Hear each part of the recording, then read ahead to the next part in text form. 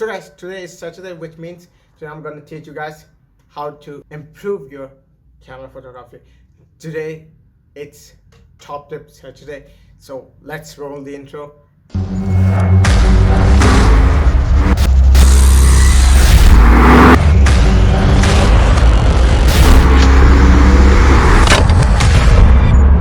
guys, the first tip to start with, it's finding the unique perspective. So whenever you're taking photographs or you're capturing a video of something, whether it's a car or a subject, or subject can be a person, or it can be a product. So you must find some unique perspectives.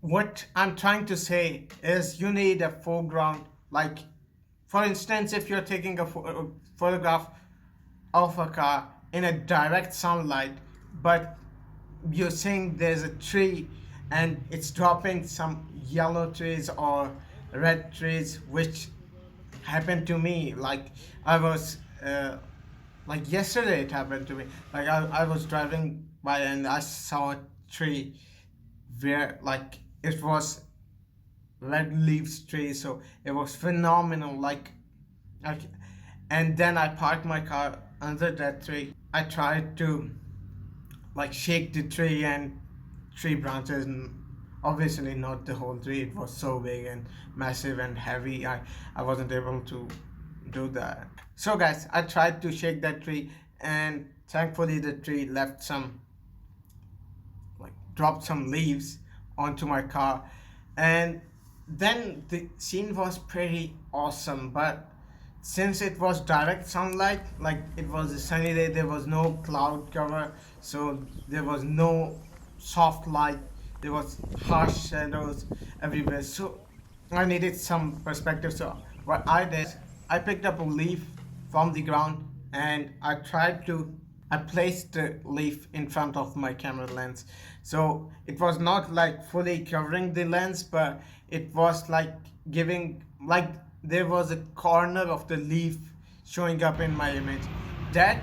What that did, it provided depth to my image. Like, my image looked more sharper, even though the car was out of focus. Like, you can clearly see the car was out of focus, but still, due to the leaves, it looked like that the car was in focus. In reality, it wasn't in focus.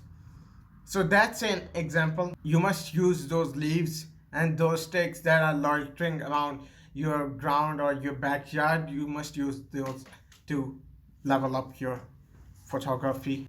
So guys, let's go to the second tip. You must use, if you're shooting in a direct sunlight, then you should, like, there's a way you can enhance the photo quality and enhance the total photo. So you can do one thing. So for instance, this is my light source which I'm using to light up my face. So if I look directly to this light, this softbox or light, then my whole face will lit up perfectly. There will be no raccoon eyes, there will be no harsh shadows. So you can do that thing. Like, for instance, if there's the sun in front of you and you're taking a portrait of a person who is facing exactly opposite to the sun, so then you must do one thing, because since the light will be coming up from behind of the person, it will create some harsh shadows and also can make your person very dark because there's a huge light source behind the thing. So that's one thing. So you can, like, place your person or your object or your product in front of the light source to perfectly light up the product or the subject of your photos. So let's get into the tip number 3. Tip number 3, you can do one thing. As I've told you, you can use some reflections. And I know, don't freak out. I'm not asking you to buy some reflections. The nature have provided you with a lot of bouncers and reflectors. For instance, you got walls white painted walls. So whenever you are shooting in a direct sunlight, you can use those walls to like bounce back the light to your subject. So if there's if there are trees behind you but this harsh light over there, you can do one thing. If the sun is on top, or it's on the like it's 2 p.m. like, and the sun is at 75 or 85 something angle, then you can place the object, person, or the car in front of that wall, like not very close but like to a specific distance. For instance, uh, you can place the wall, if it's a person, then you can ask the person to move in front of the wall, while ask him to face the wall and maintain a distance of 6 feet, and you can take a portrait of that person, and he will lit up perfectly in the photos, just because of the sunlight that is bouncing back from the white walls. So tip number 4. I know the video is getting longer, but I wanted to share some tips with you guys. So tip number 4, so camera angles. I know it sounds similar to the first one, which was perspective, but it is totally different.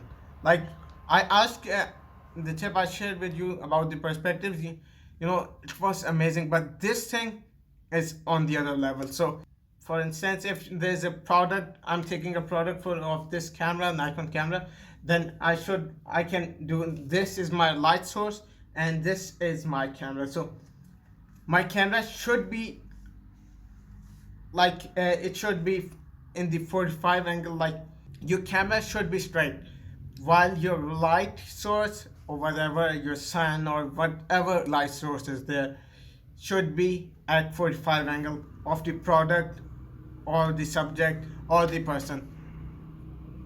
So due to this thing, then your person will lit up perfectly, and it will create some cinematic shadows while not getting those raccoon eyes.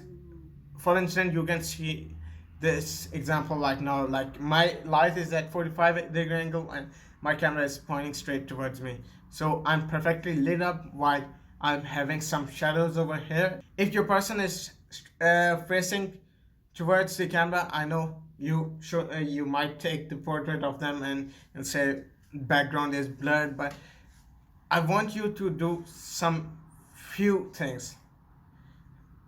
Then I'm going to share the example, and then I'm going to share with you what happened with this. So you ask the person to face forward, okay, like face towards the camera. You take a photo, you move 5 degrees, and then you go again and again. You take 360 of the person, and then you'll notice that the difference is amazing. Like same person, same position, but the camera angle is different.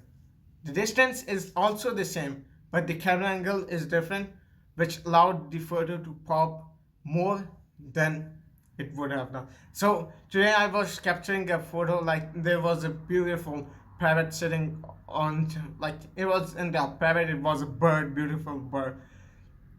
It was sitting on the branch of a tree, and I noticed that since I had this beefy lens, I took out my lens, I put it on the camera, and then I snapped a photo of that.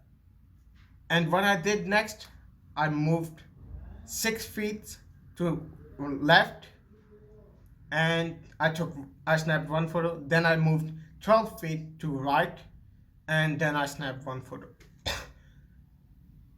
What it did was, you won't believe, because it changed the whole perspective of my photo. Like from cinematic, it looked to more moody than it looked to normal. Like you can do a lot of things, and I will be interested in seeing you guys photos and experimenting these tips and tricks. And I'm gonna see you guys in my next one. Peace out.